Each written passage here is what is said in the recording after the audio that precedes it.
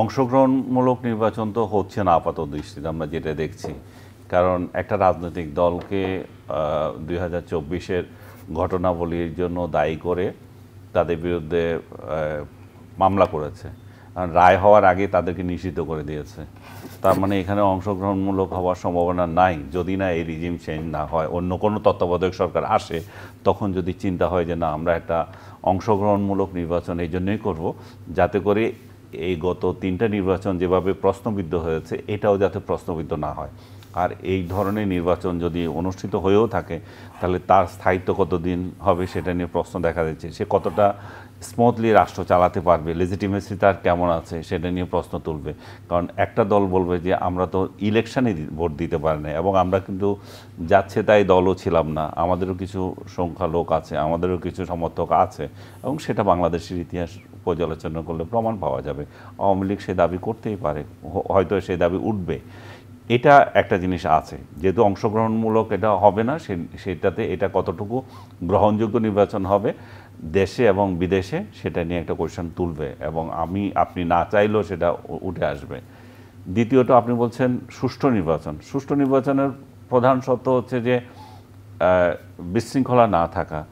এখন যেভাবে mob violence চলতেছে, যেখানে আইন শৃঙ্খলা রক্ষাকারী বাহিনীর যে দায়িত্ব সেটা তারা পালন করতে পারে না, যেখানে রাজনৈতিক হস্তক্ষেপ হয়, সেই জায়গায় আপনি কিভাবে মনে করেন যে একটা সুষ্ঠু নির্বাচন অনুষ্ঠিত হবে?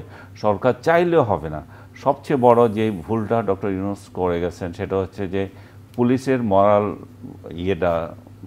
এটা কমিয়ে ফেলেছেন। তাদের যে ইন্সপিরেশন থাকবে, তাদের যে এটা কি বলবো, তাদের যে একটা নৈতিক বল, সেই নৈতিক মনোবলটা তারা কমে ফেলছে। কারণ এতগুলো পুলিশ হত্যা করা হলো এক ধরনের আন্দোলনের মধ্য দিয়ে।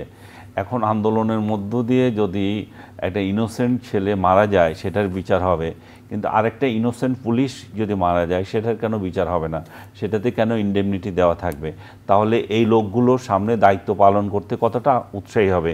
কারণ এখন যে সরকার যে তাকে ইনস্ট্রাকশন দেবে, করো এই জায়গায় গুলি চালাও, তাহলে সে কেন চালাবে? সে জানে যে তাহলে পরবর্তী পর্যায়ে আমার এটাও প্রশ্ন আসতে পারে, কারণ আমি যে আগে দায়িত্বটা পালন করেছি সেটাও তো আমি হুকুম তালিম করেছি, আমি তো একটা রাজনৈতিক সরকারের গোলাম ছিলাম, আমাকে যা বলেছে আমি তাই করেছি, আমার বিবেক খাটানোর সুযোগ কোথায় ছিল আমি যে মাঠ পর্যায়ের একজন পুলিশ হিসাবে? তাহলে এই প্রশ্নগুলো যখন তাদেরকে আঘাত করবে, তার ওই নৈতিক মনোবল থাকবে না। গত একটা বছর ধরে আপনি আর্মিকে রাস্তায় নামিয়ে ফেলেছেন, আর্মি আর পুলিশ একই রকম হয়ে গেছে। তো আর্মির যে মর্যাদা সেটাকেও আপনি দিন দিন কমিয়ে ফেলতেছেন, তাদেরকে পুলিশিংয়ের দায়িত্বে নামিয়ে দিয়েছেন। তো এগুলো যখন, এবং এই অবস্থায়, এবং এখনও দেখতেছি আমরা তাদের গায়ে চড়াও হতে চায় লোকজন, এই অবস্থায় আইনশৃঙ্খলা পরিস্থিতি কতটা উন্নত থাকবে, কতটা এটার উপর নির্ভর করছে যে ইলেকশনটা, সেটা যদি না হয় এটা তো একটা ভায়োলেন্সের মধ্য দিয়ে যাবে। যদিও মনে করেন যে এখানে আওয়ামী লীগ নাই, তার এই যে রাজনৈতিক দলগুলো আছে তারা তো কেউ কাউকে ছাড় দেবে না, তাই না? এটা তো যদি হয় যে আচ্ছা বসো, টেবিলে বসে ইলেকশন করে নিলাম, আমরা ভাগ ভাগ করে নিয়ে যাই, তোমরাও খাও আমরাও খাই, তাহলে তো আর ঝামেলা হবে না। কিন্তু যদি নির্বাচন করতে যায় সেটা হবে, এবং যারা নির্বাচনে অংশ নিতে পারছে না তাদের প্রেশারও এখানে যোগ হবে, দুইটাই যোগ হবে, তাই না? এবং এই যে সংস্কৃতি, আমাদের ভোট ডাকাতির সংস্কৃতি, সেগুলো তো আমরা ভুলে যাই নাই, সেগুলো যোগ হবে। সবচেয়ে বড় হচ্ছে প্রশাসন কতটা নিরপেক্ষ অবস্থানে থাকবে, বর্তমান সরকার কতটা নিরপেক্ষ। বর্তমান সরকার নিজেই তো কোনো না কোনো দলের প্রতি বায়াস যদি থাকে, তার যদি প্রীতি থাকে, তাহলে সেগুলোও কোয়েশ্চেন আসবে।